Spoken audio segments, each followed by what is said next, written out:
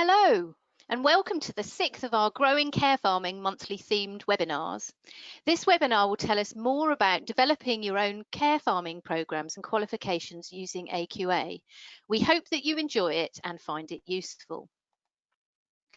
So just some brief housekeeping points before we start.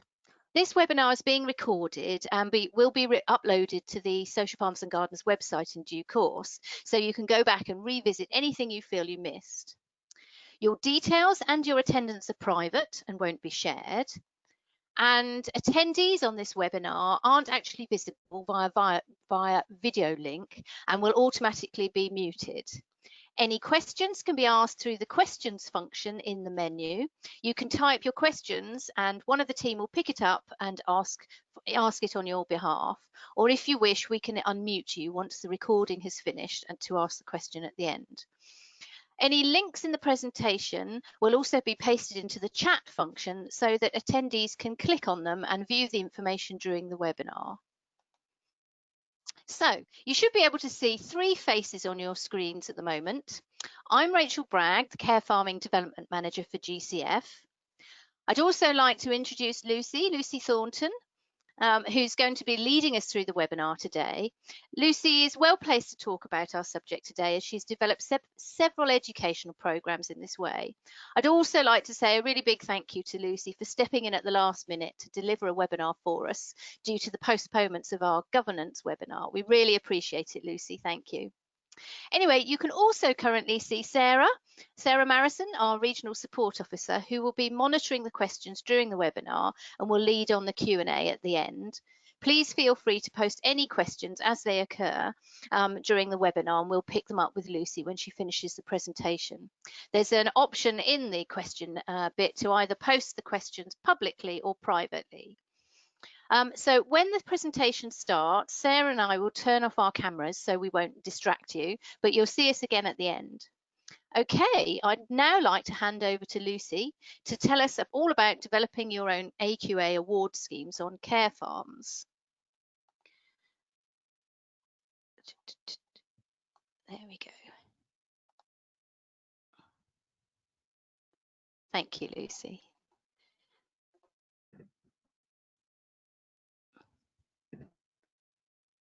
Okay, hopefully everybody can see my screen. It might have a little bit of a delay on it.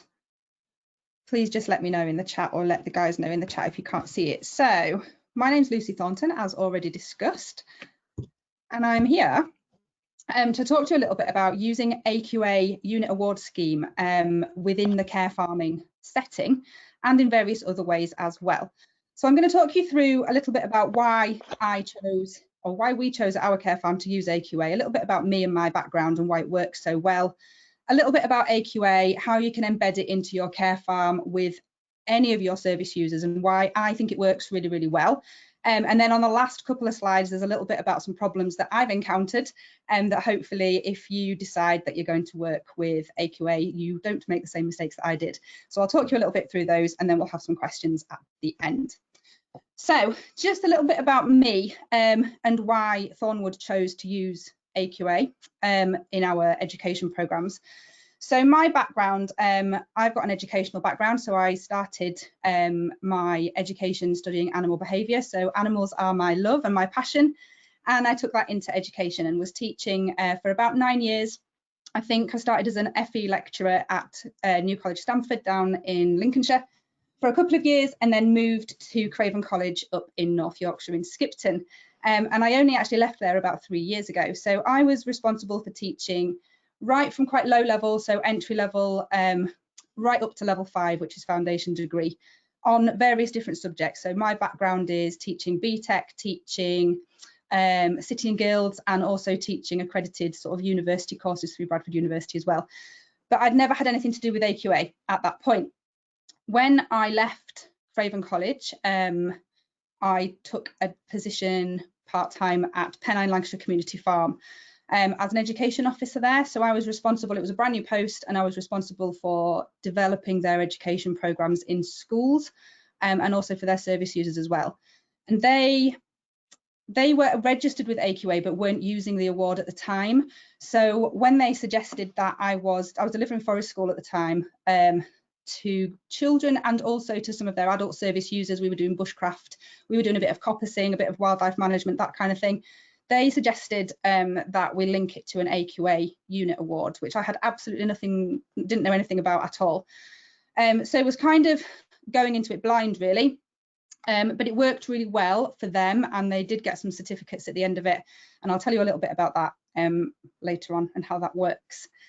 So then from that point forward, I was inspired through working there to set up my own care farm, and that's what I did in 2017, 2018-ish. And the majority of our service users come from the home education background and sector, which is why I want to link education to them. So the home education community, they write their own programs, they have the flexibility of learning to be able to do whatever they choose. And many of those programs, they've obviously got, the children have got interest in animal care and sort of land-based environmental related topics. So I sort of saw a gap in the market there to offer not only a care farming provision for them, but also to link it in with some sort of qualification. And I'll tell you the reasons that I chose AQA on, I'll tell you now actually. So the options were to go through BTEC or go through City and Guilds or go through ABC, but they had quite a lot more administration, and just coming out of the teaching sector and the education industry, I wanted to try and avoid some of that administration, and I wanted to really sort of offer the service that we do in care farming. So AQA was absolutely perfect, and on the next slide I've got a mind map actually that tells you why it was so perfect, but it works really well in my setting. So sorry, I'm just looking at my notes on my slide to make sure that I've covered everything. So from the care farm, sort of the setting up of the care farm and working with the home ed community, we've also developed our AQA program into our one-to-one sessions. So we have one-to-one service users attending the farm. We have young people and adults come, and we link AQA into what they're achieving on the farm as well. And I'll tell you a little bit later about why it can work with other service users if you don't just work with young people. So that's a little bit about me. So a little bit about who AQA are. Now I have stolen this. This is copied and pasted directly from the AQA website, and there's a reason that I've done that, and it is not just because I'm plagiarizing all of their words. It's because they're quite particular about their own unit award scheme. So for those of you, you might have heard of AQA in line with GCSE English. I think I did an AQA GCSE English back in the day. So they are an accredited exam board and they do run qualifications, but the AQA unit award scheme is not classed as a qualification, and they're very particular about people using the word qualification in their literature and in their marketing. So the AQA unit award scheme is almost like a separate, I suppose, a separate bracket of AQA itself. And that's what I deliver, and that's what I think it's a fabulous option that they offer. So it's a unique recording of achievement. So it isn't actually classed as a qualification, but it does measure achievement, it does record achievement, and it does celebrate achievement.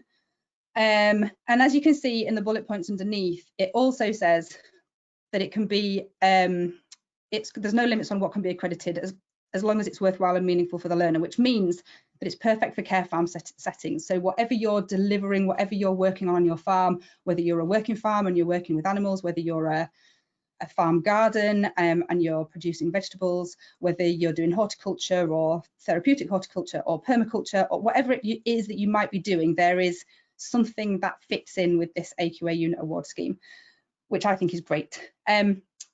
There's no limits on who can achieve in terms of age or ability. So I think, and this is worth checking, I think everybody above the age of 8 can access the AQA unit award scheme. However, I'm not entirely sure on that. It might be worth just double checking that. But ability wise, you can adapt your units to people who may be wheelchair users, those who are not able to access some of the other settings possibly. So yeah, so it's really flexible. There's no time limit. So with your usual courses like City and Guilds or BTEC, they have to be carried out over 2 years or 1 year, or they have to be completed by a certain date. The beauty of AQA is that it's really flexible. You don't have to shoehorn it in like you would sort of a mainstream qualification, if you like. It can just sit quite nicely side by side whatever you're doing on the day. And there's no limits on how learning can be evidenced, and I'll talk a little bit about that in a little while, but there's no big assignments to write. They don't specify that you have to do a PowerPoint presentation, or you don't have to write a leaflet or do a presentation or whatever it might be. You can evidence learning in whichever way meets, I guess, the needs of the learner or the service user. Cool. So this is the slide with why AQA Unit Award Scheme is quite fabulous. So I'll let you have a little look at those. I do have a few notes to go through, and I've talked a little bit about it already. So the flexibility of it, we'll start at the top. The flexibility of it, I've just made a few notes to say that you can make it fit with your farm practice.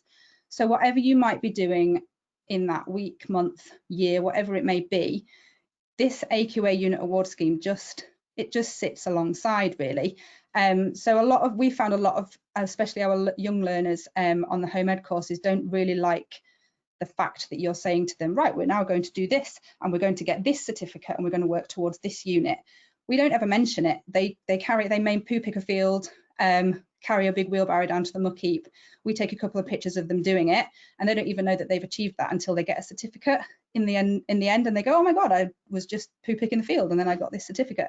So it's quite a nice way of measuring their achievement without the pressure, and that pressure of education is what we don't really want. We're trying to avoid that.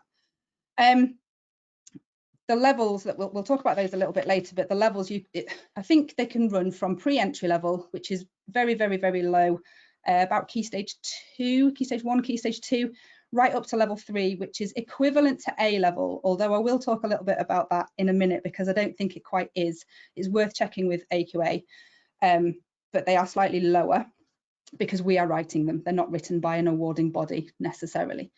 You can tailor make them. They're so flexible that you can tailor make them.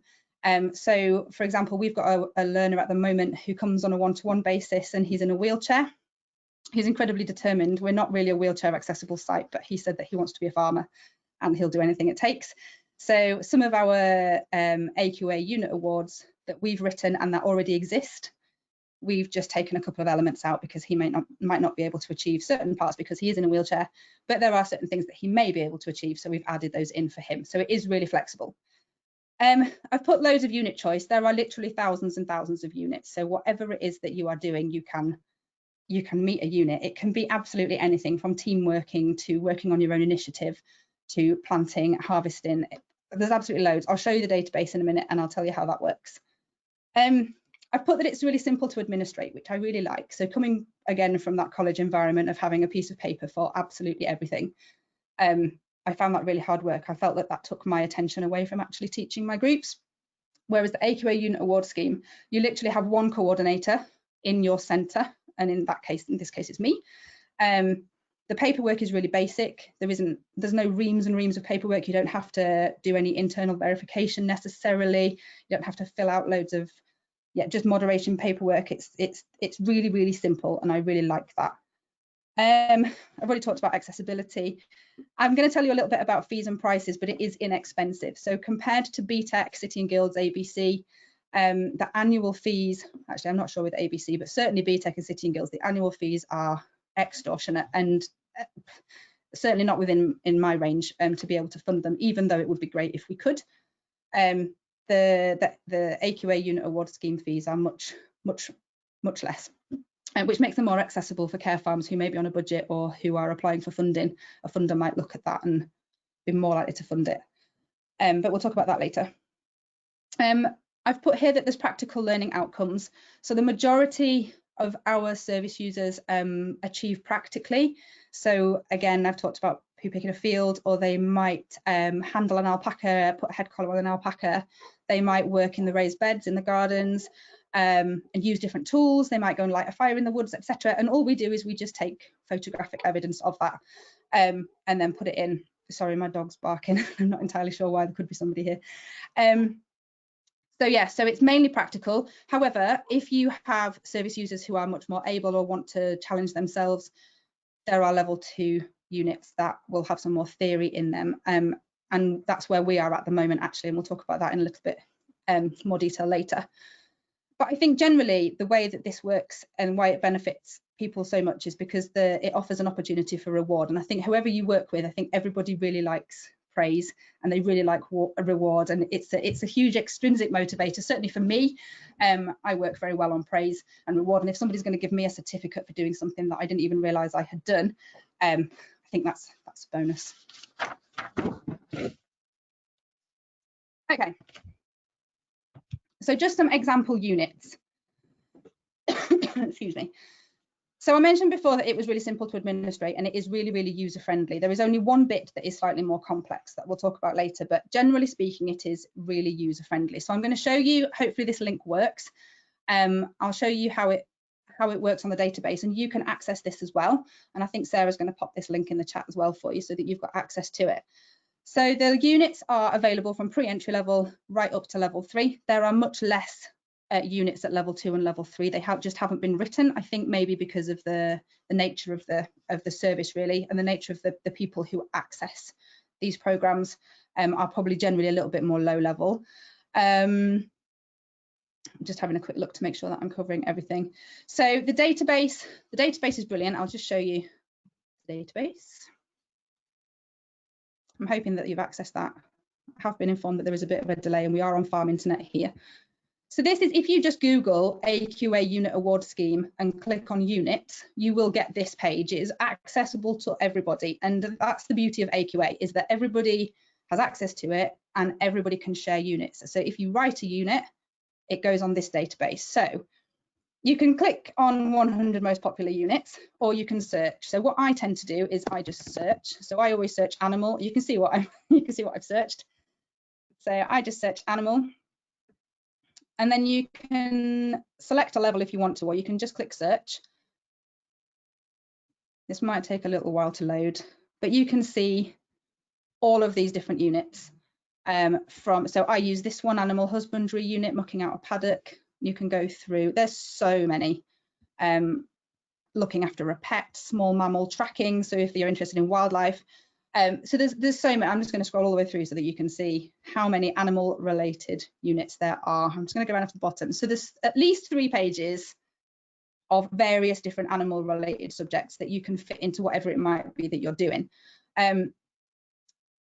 It really is mental. So if I click onto, let's have a look at this one. So animal husbandry, mucking out a paddock. This is what a unit looks like. And remember that these are not necessarily written by AQA, they're written by people delivering AQA Unit Award Scheme. And you can essentially use them and steal them and borrow them, and you can even make them your own. And we'll talk about that in a minute. So they've got learning outcomes. The learning outcomes are down the left-hand side. In this case, there's 8 learning outcomes. They're all sort of titled with demonstrate the ability to, experience of, show knowledge of. So they've got sort of the basic learning outcomes in there that you would see in a normal specification for BTEC or City and Guilds. And they basically have to just, some of the stuff is really simple that they have to do. So identify and carry a poop scoop, locate a pile of animal droppings, pick it up, put it on the muck heap, blah, blah, blah. And where it says evidence, in this case, all of this is evidenced via a summary sheet, which AQA provide for you. And at the end of the session, I'll show you a summary sheet in a minute. You just write 1 to 8 at the top, the learner's name, and you just tick off the date when they've done it. And that's it. If they do all of this, this is simple. If they do this in the space of usually 1 session, they get a certificate for it. So something like that is quite simple. I'll see if I can find a level 2 one to show you.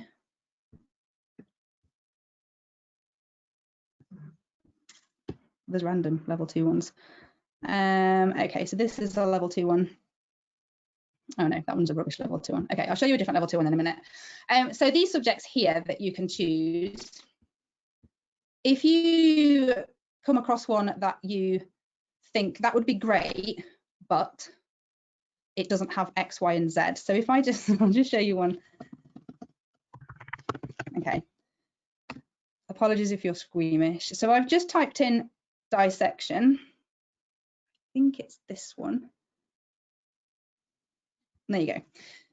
So this is a unit on dissection. Now there was a situation on the farm, and this is how easy it is to get the units in. So we had the vet out on Thursday. The vet comes on a Thursday because I run my animal care program on a Thursday for my home ed learners, and they're doing AQA.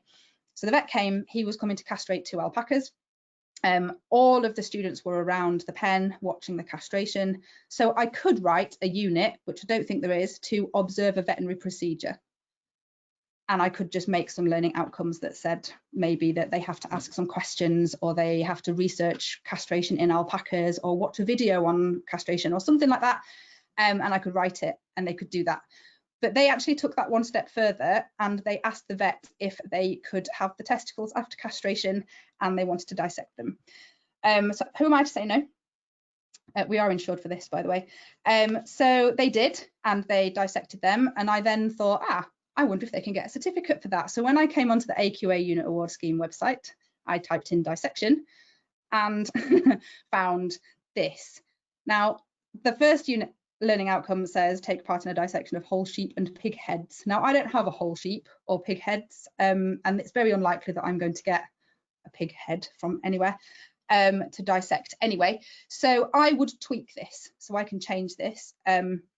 I'm less likely to dissect an alpaca testicle. I'm more likely to run with what they've already shown an interest in, and maybe provide them with an opportunity to dissect a chicken or something else that's possibly died that's in the freezer, maybe next session, because they've expressed an interest in it. Let's run with it, and AQA can provide a unit on that.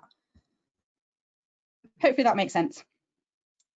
Cool, so I've talked about levels, I've talked about the myriad of subjects that you've just seen, and that you can write your own. Some of the images on this slide just show you a little bit of the evidence that I've put together with some of the service users. We've got some fungus identification that you can type fungus into that database and it comes up with the unit. Goat training, I don't think there is a unit for goat training, but I could write one. Cool. Okay, so these are some of the units that I've written, and when I was planning this PowerPoint, I passed it over to the team at Social Farms and Gardens, and they replied and said, is it possible that you could give us a bit of an insight into the programs that you've written without giving too much away? Obviously, they're your programs. The beauty of AQA is that they're kind of not my programs, because I've written these units, but they're on that database, so you can use them. So yeah, you kind of don't own it, which is quite nice. I quite like that. So the beauty of it is, if you're doing, so say you've got a variety of learners at a variety of different sort of abilities, if you like, so from pre-entry right up to level 2, you can write a unit with the same title, but just add bits in or take bits out for your pre-entry level students, add in some more theory possibly for your level 1, level 2 students, but they all will still achieve, which I think is actually really good.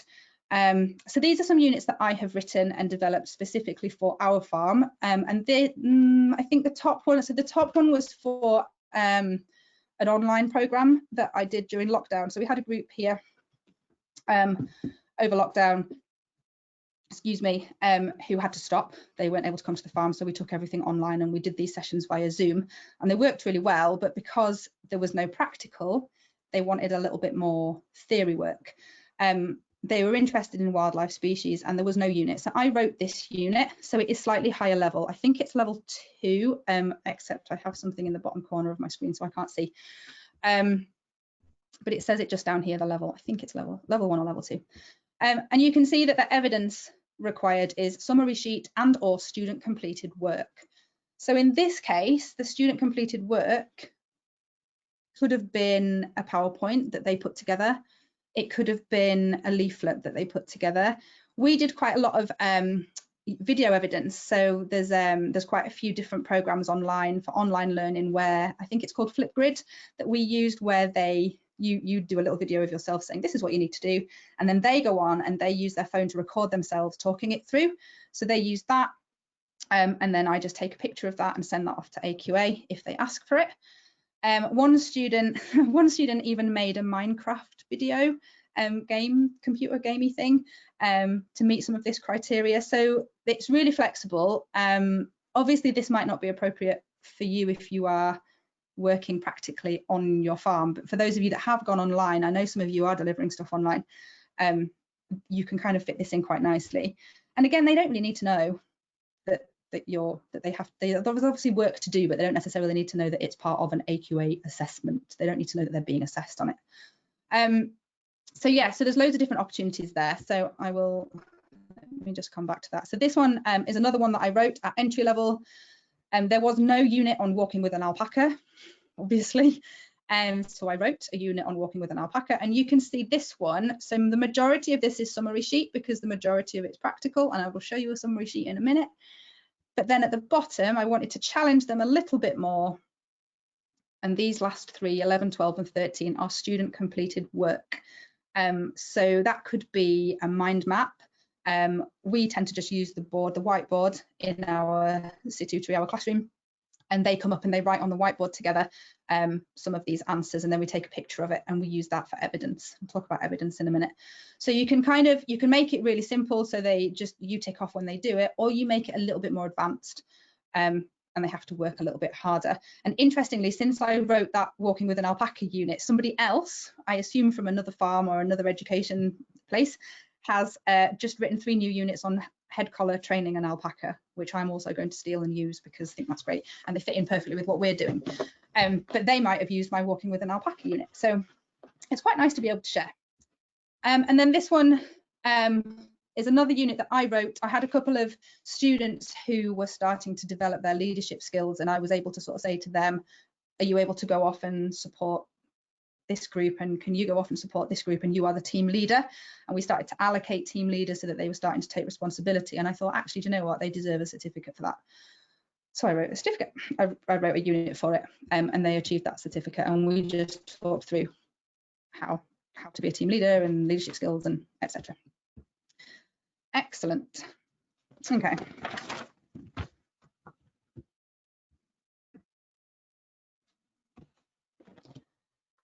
So assessment and obtaining evidence. I said it was really easy, and it really is. So your summary sheet. So I've been waffling on about summary sheets. This is what a summary sheet looks like. This is produced by AQA. You don't have to produce this, they send you it. It's very simple. It has the name of the centre, it has the unit title, the unit code, and your centre number. So you will be allocated with a centre number that is specific to you. And then down the left hand side, you will have each student has a number. You allocate your own student numbers. I started from 1000. I don't know why I didn't start from 0. Start from 1000, and I just have a big spreadsheet that I keep a log of. And then you put their names. You will put their full name in, but just for data protection, I've taken out their surnames in here. The learning outcomes for each unit are across the top, and all you do is fill in the date in the box here whenever they complete it. And then at the far right hand side, I think it says date completed, and if it says completed in that box, then you can send it off this form, and that's it, you apply for the certificate. You just need to make sure it's been signed by the person teaching it and the coordinator. That person could be the same person, and in my case it often is. That's fine. And you upload this to the AQA gateway, which I think I have a link to.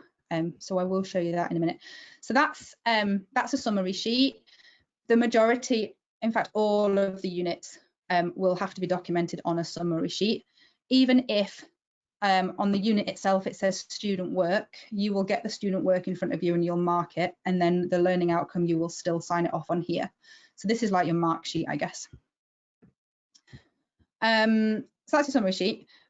Photo evidence, I have at the end of a slide, but I think this is where I'm going to end up breaking my PowerPoint, but we'll try, see if it works.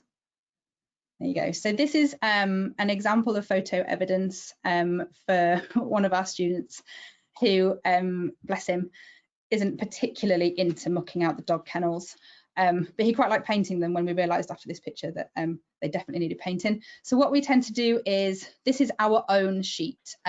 This isn't produced by AQA. So we just basically put all the details in the top. We put the learning outcomes in a box, and then we stick a load of images in. I actually started with my students for the home ed group. I gave them a folder and they did all of the evidence themselves, but every week they brought it back with no evidence in, so I've taken that back off them now. Okay, sorry, I just have to go back because there we go. Cool. And then student work. So if I've already talked a little bit about YouTube videos, or they might do a PowerPoint presentation. We tend to use, and this is online, but we tend to use mind maps a lot. So when I was delivering the online program via Zoom, this is an editable, it's called Coggle It, and this is an editable mind mapping program. and you can do it live. So I can say, right, can everybody please write something about human threats to British wildlife? And they write it, and I get a little notification that says such and such has contributed, which means that they have produced some student work, and that is evidence enough. We've done it collaboratively, we've done it as a group, they were all there when we did it, but there's no reason to say that they can't do this on a piece of flip chart paper if you have a classroom facility or on a whiteboard, or they could even just have a discussion and a chat with each other, and you have somebody else write it up as a scribe. So yes, it's really flexible in that respect. Cool, I think we've already talked about that. Kahoot, randomly, this is just an online game. And I'm talking a little bit about online because we are kind of all going that way.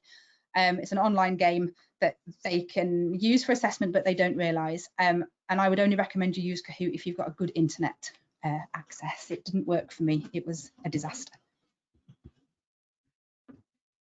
Okay. So claiming for certificates. So you've kind of gone through the whole, you've written your unit, your students don't necessarily know about it, your service users don't know about it. So you've written your unit, you know what you need to do to achieve it. There's no rush on that. It could take 12 months, it could take 6 months, it could happen in 2 hours, it depends.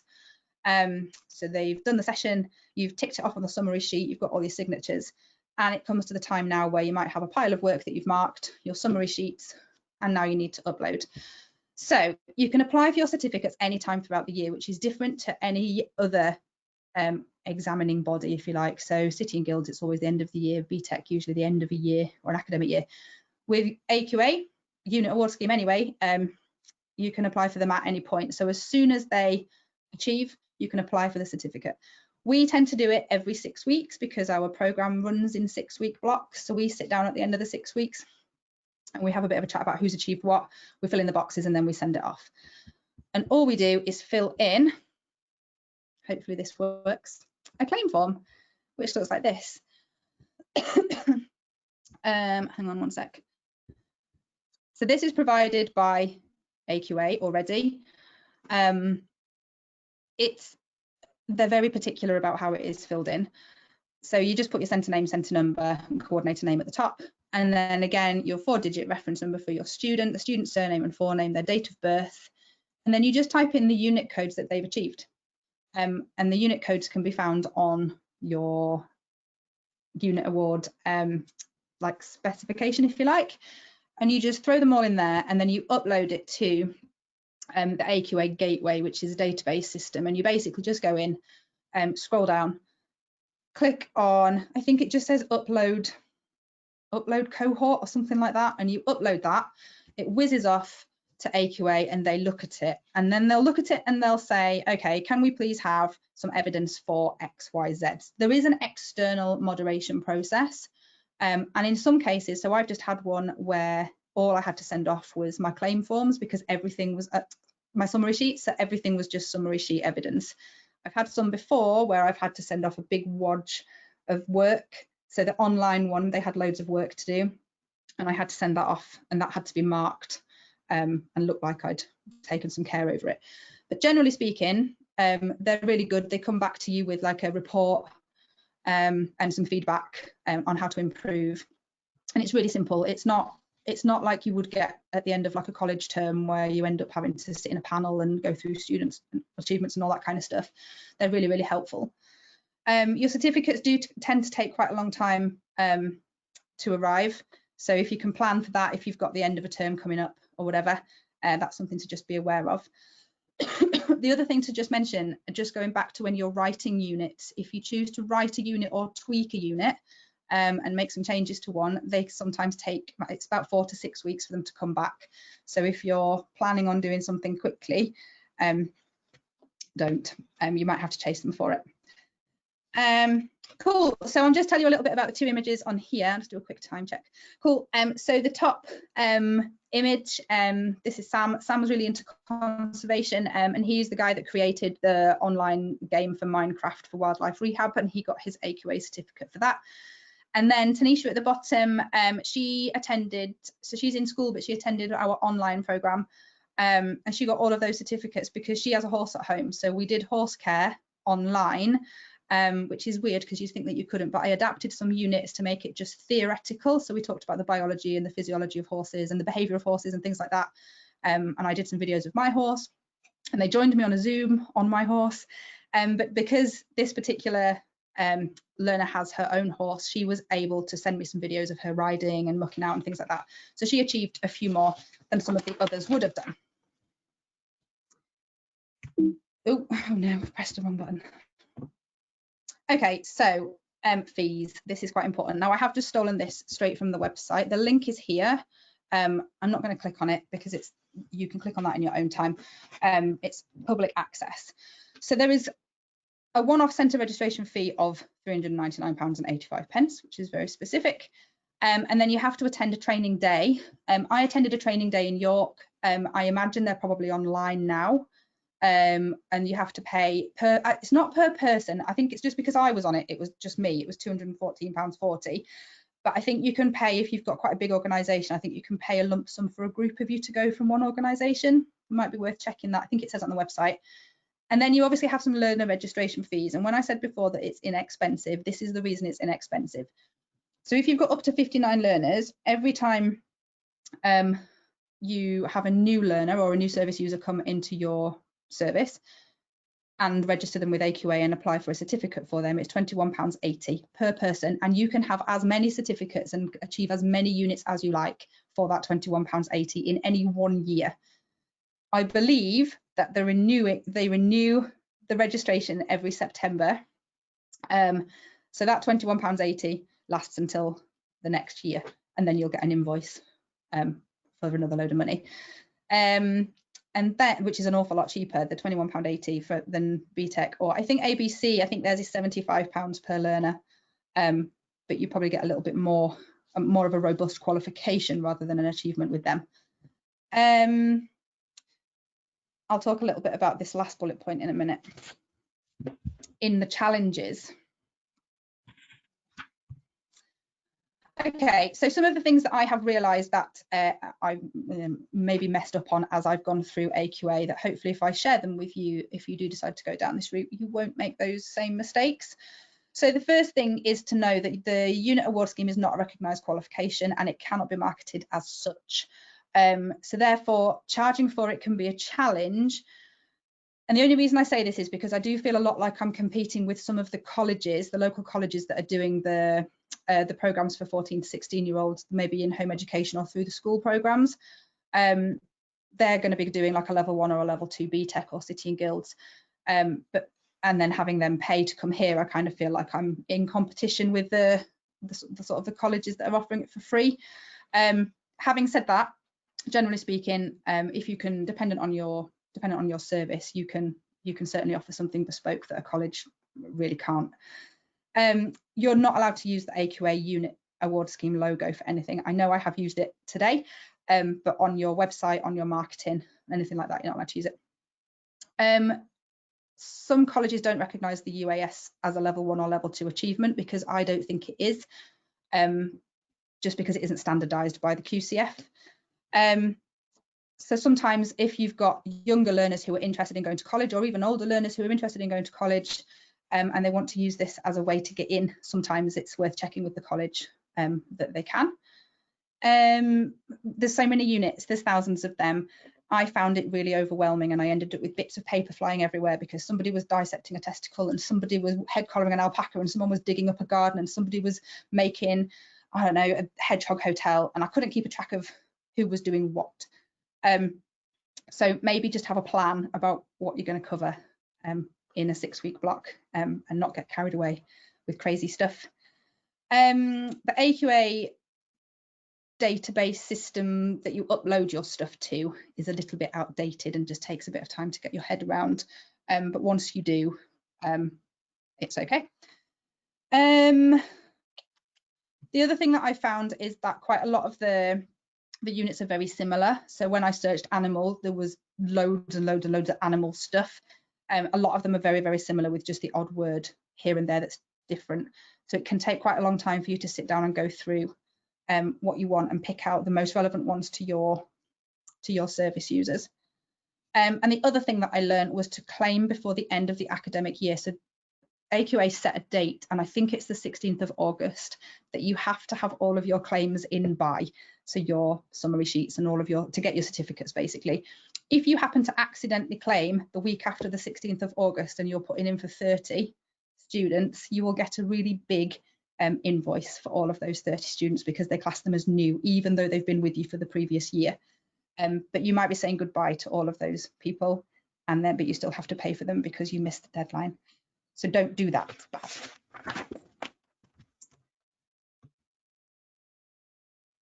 And we're nearly there, I think. So I think I've mostly talked about this, but I think I've been asked to pop in something about what we charge.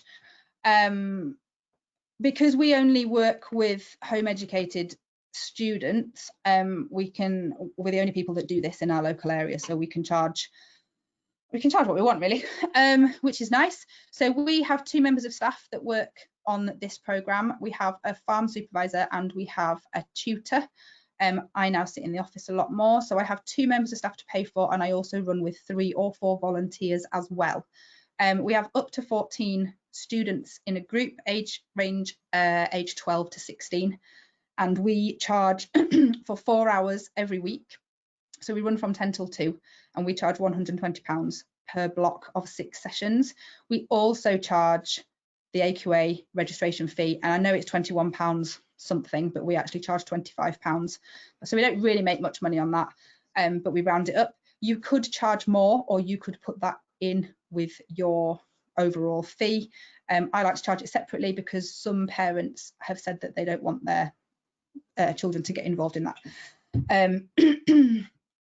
If you were to maybe run this as part of your, so it depends, we're quite an educational establishment, I guess, whereas if you're much more therapeutic and maybe are on a city farm or whatever, and you're relying on funding, or your service users are relying on their personal budgets, you might be able to get some funding for this. So you might be able to fund some places on a programme and run it short term, or you might be able to fund the AQA registration fee and the setup fees, possibly, and they get it as part of their attendance. I don't know. There's lots of funding at the moment, I think, for getting people back into employment after COVID and for mental wellbeing. So you could always perhaps sell it that way. I'm just trying to think about how other people do it, really. I think I've mentioned it all. I think that's it. I'll just double check. Cool. Okay. So I think if anybody has any questions, please let me know. Excellent. Thank you. Thank you, Lucy. Thank you very much. Now, I think we're going to go through any questions that have been asked through the questions function, or I've been keeping an eye on the questions as well. So please do let us have your questions for Lucy.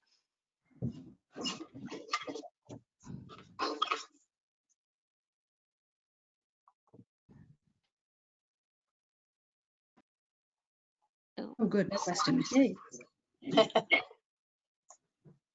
I actually had a question for Lucy, just if I may, while we're waiting for other people to send questions in. I just wanted to ask the name of that wonderful mind map software you were using in one of your slides. It's called Coggle. Coggle it. Yeah. Brilliant. Lovely. Thank you. Okay.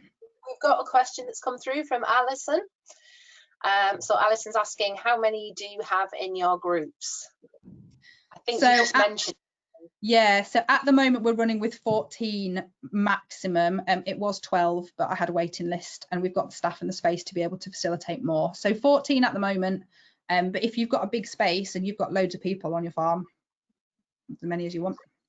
Okay, right, sorry, woo, flood of questions through. Right, I'll just go through them in order.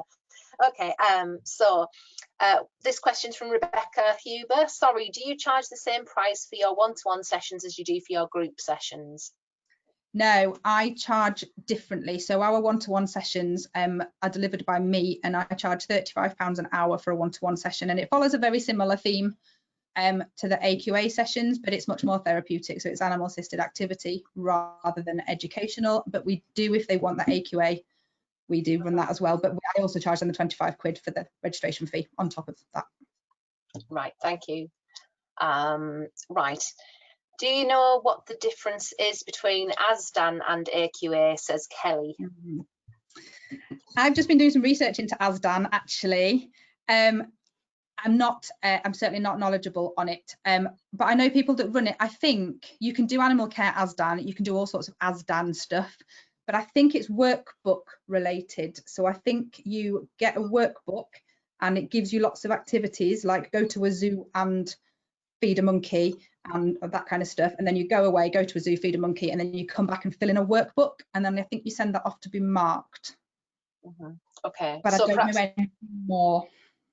Yeah, so perhaps more suitable for those who are happy with sort of academic work, rather than those who might not be as comfortable with that. Yeah, and I think it's driven from home as well. I think that you are relying on parents at home or people at home to deliver it and to teach it, rather than access somebody to do that for you. Okay. So we've got a question from Dawn. Are most users self-funding, and do you have any experience of council funding? The majority of mine are self-funding because the majority are home-schooled. There's a couple that I have that I'm not the best person to answer this at all. There are people out there that will give you more information, but I think we have a couple of local authority funders. But I don't know much about it other than I have to send an invoice to them and they never pay me, so I have to get it off the parents anyway. So yeah, I'm not entirely sure about that. I think someone else might be able to answer that better than me. Okay. We have a question from Maria who says, could you explain if the units explain what skills people are learning, as we aren't teachers and we want to measure progress effectively? I think that's so obviously you had it had like lists of tasks almost, didn't it? Yeah. Which I don't know whether they're asking whether there's anything anywhere that can be a bit more specific about the actual skill that they've learned. I think it's because it's the unit award scheme. I think it is quite brief. I don't think there's necessarily a load of blurb like there would be with BTEC or City and Guilds. You would have like an extra bit that says they need to do this and this, but you can, yeah, I think I certainly write the units within my own skill set. So if I know that I'm confident at delivering something, I will write that out as I know it. I'm not entirely sure. It is quite a basic sort of structure. Okay, right. So Sharon has asked, what online courses are you doing and who is your audience? I think you've kind of already covered that really, haven't you? But just maybe a quick recap. Yeah, so the majority of the online courses are for, again, home educated and those in school up to age 16. But we are actually delivering some slightly more accredited online courses as well, hopefully to start next year, but that's something aside from the care farm. Okay. Lauren's asked, for younger students, do you require the parents to stay on site until their session ends? Absolutely not. I no, get rid of parents. No, I say not, unless they require additional support. So if they're in a wheelchair, then yes. If they've got a specific learning need that requires the parents to be there, then yes. But my volunteers are amazing and they are all very experienced in working with young people with learning disabilities, autism and Asperger's, that kind of thing. What was I going to say? We've got one parent who does stay, but we ask her to man the fire and collect firewood. That's it. So yeah, so no, we don't require them to stay, and I think it works better if they don't. Right, okay, thank you. Right, the next question is, can you join with another farm and apply for one AQA fee? Could you become like a connected I don't know. Yeah, maybe if you were offering different skills, possibly. So if one of you was a animal farm and one of you was a community garden farm, possibly. That would be a question for AQA. I would like to say yes, but I wonder if they would like the fees off both farms. Possibly, yes. I don't know. I wouldn't like to say. No, that's perhaps something a bit more research needs to be done there by by Simone, sorry. And sorry, sorry, it looks like the same question's been repeated there. 1 second. Right. Sorry, I don't know whether I've just right, I think Alison has come in about about ASDAN and said, yes, it's very workbook related and quite time consuming for her, and she must kind of do that. So so that was just a confirmation back to the previous question. Someone has asked, will it be possible to review this webinar? I was held up and missed most of it, sob. Yes, this webinar is being recorded and it will be uploaded to the GCF web pages shortly. If you want to send me email afterwards, I can send you the link through directly if you don't know where to look for it, and you can email me on rso@farmgarden.org.uk. But what I might just do in a minute, when I ask the next question, is I might just see if I can find the link and paste it into the chat function. And it won't I can do that. Oh, do you want to do that? Okay, then. Well, it won't be there immediately. It does need to be obviously downloaded and then uploaded. But usually, if you leave it a day or so, it should be there tomorrow. Great. Okay. And Anna has asked, are you Ofsted inspected? No, I am not Ofsted inspected. That's a big can of worms, but there is a reason for it. You can be Ofsted inspected. You can choose to be Ofsted inspected if you are working with a certain number of learners of a certain age, and there's lots and lots of quibbling about what that age is and what that kind of subject is, but we only work with students aged 12 and above, which means we're not required to be. However, I think we can choose to be, and it is an area that I would be interested in going down, because I think it can't harm to have an Ofsted inspection, because I think it looks good for marketing to say that you're meeting national standards. So I am not, but it's not something that I would consider it in the future. Right. Okay. Great. Thank you. And then we have, I think we've got a couple more at the moment. Are you finding your numbers have been affected during current circumstances? Are you overcoming this with just online courses, or could you suggest anything else as well? That's from Rebecca again. Okay. Oh, there's lots of questions in one question. Have we been affected by COVID? I might ask you to repeat them in a minute. So have we been affected?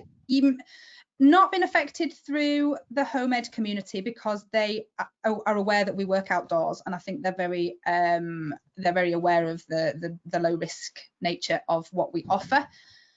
So no, we haven't. We have been affected in the other part of our business. So for those of you that don't know, we do alpaca trekking as well, and we've certainly been affected in that respect, because we've had to reduce our numbers, and a lot of people have said that they are not able to come anymore because they've been put in a tier 3 restriction and they want to wait until things have calmed down a bit. What was the middle bit of that question, Sarah? So it said, are you just overcoming this drop in numbers with sort of just online courses, or is there anything else you're doing, or anything you can suggest that other people could do? So online courses, I actually advertised an online course. So over lockdown, we had 15 or 16 students attend the online courses, which were great. That was brilliant. I wouldn't have needed any more. And then after lockdown and everyone came back to the farm, I advertised another online course, and I think I pitched the price too high, and have since found the current market. There's a lot of lower, there's lots of people doing it now, so supply and demand. So I think I pitched the price too high. I only got 3 people sign up, so I dropped it. So I'm now just looking at developing something a little bit different and making a bit more variable with regards to online stuff. Okay, right. And then yeah, there's been another comment, although it's an anonymous one, which says, we offer ASDAN at St Werburgh's City Farm, and I find it very easy to deliver to low ability learners, and it is cheap, but much less choice of units. Sorry, that's Anna. It's not anonymous. Yeah. Right. Then we've got, could you recommend any courses we could complete? It's a lot of questions, yeah. We could complete which would build our knowledge of the skills each task develops. Obviously, as we are aware of basics like eye to hand coordination, and more interested in the bigger skills developed or worked towards. I think that's the same person that was asking the skills question earlier, Maria. So anything that would help them build knowledge of the skills each task develops, because they're more interested in the bigger skills, or how to work towards those. I'm wondering whether by bigger skills they mean things like sort of team working, or independent. You know, that you mentioned in your talk, sort of team working, but also working independently, sort of wider transferable skills, maybe. Perhaps Maria might clarify. I only half understand the question. I'm really sorry. Maybe my brain might have fallen out. Right. So she says, she said we work with adults who have left education and are aged 20 to 70. So I guess it's more, you know, what are the additional skills that would. So by biggest, sorry, I Rachel. wonder whether it's specific. Yeah, sorry, Sarah. I just wonder. I think it's the confusion is the understanding of bigger skills. I think, isn't it? Whether Yes, it's sort of wider in terms of independence or wider in terms of you know, learning a whole thing, how to do a thing from start to finish. Excuse me. The sort of break, maybe. Good Do you mean job breaking I'm down not running this. Maria says in terms of both. Oh no. Yeah. Okay. Again, I still only half understand the question. I'm wondering if is it possible for Maria to contact me and we can have a chat about it? Is that something that would be logical? Because I'm quite happy to have a chat over the phone or something about that. All I can think is I'm wondering if each learning outcome is is separated. So 1, 2, 3, 4, 5, 6. Is it the skills incorporated into each of those? So maybe one of the learning outcomes would say dissect a chicken, and then they want to know the skills about how to actually do that. Other than that, the only thing I can't think of any courses that you could go on for something specific. All I can think of is like I don't know, courses for mental well-being and things like that, and helping people to achieve. Okay. But I can't think of anything. Ask her to contact me because I'm not entirely sure where I'm going with that. Okay, your contact details were actually on the slide at the very beginning of the webinar when Rachel was doing the introduction. So if she wants to get in touch there, she should be able to get your email address and contact number. So, right, what else? So Sharon was asking, are your online courses live? In terms of yes. the Yeah, they are, which is a challenge. Because there's lots of people out there doing webinars for like an hour, a bit like this, where there's no interaction. Because I'm a teacher and because of my teaching background, I find, we've talked about this before, I find this really hard because there's no faces to look at. So I do a live Zoom with my students, and webinars and YouTube videos, and I also do Facebook Lives as well within a Facebook group. So my students are all part of the like one big sort of Thornwood family, I suppose. And if they can't access the live Zoom, then I record it and upload that later to our private or secret Facebook group. Right, brilliant. And then I think the last one is a couple of comments actually, which relate to the questions Maria was asking rather than a question. It's okay, sorry, Maria's just piped up saying sorry, she hadn't meant to confuse, and because their people have multiple difficulties and have not been offered opportunities, and therefore their lack of skills impacts on their whole independence. So yeah, that's totally I can see how that happens. But I think where are we? Zoe has commented, and I think this is directed towards Maria. She said, I'd advise looking at the larger BTEC awards, etc., and you might be able to see how the AQA takes out small steps of those courses, and that will help them see where their skills sit. So I think that might be helpful to Maria as well. Right, well, at present, I think that's everything. What a brilliant list of questions. Thank you, everybody, for interacting. Thank you. Thank you for challenging me. Brilliant. Well, I think so, Sarah, that our questions seem to have dried up, which is great. Thank you, Lucy. I think if we've got any more questions that we haven't got time to answer at the moment, if you have any, do get in touch with the team. So I think it's up to me to wind up, just to say thank you very much to everybody who's joined us today. And of course, particular thanks to Lucy for her time and expertise. We hope you found it useful. Thank you, Sarah, for managing the questions so expertly as well. Just to attendees, you're going to receive an automated email in a couple of hours after the webinar with a link to a short feedback survey. This helps us to keep a track of who's accessing resources, so please do complete it. It also provides an opportunity for us to learn and help us adapt our work moving forward. And also, I think this is another point that we can also use this to let us know of any ideas or future webinars that you'd like us to put on. We always love to hear back from you, so do get in touch. As Sarah mentioned earlier, the webinar recording will be uploaded onto our web pages shortly. I popped the link into the chat function and to the questions earlier on. Please feel free to contact the GCF team for further information or support using the contact information on the slide. And finally, don't forget to follow the Growing Care Farming project on Twitter and tag us into any social media posts that you'd like us to share. And I think that's it. So thank you very much, everybody, and goodbye. Thank you. Thank you.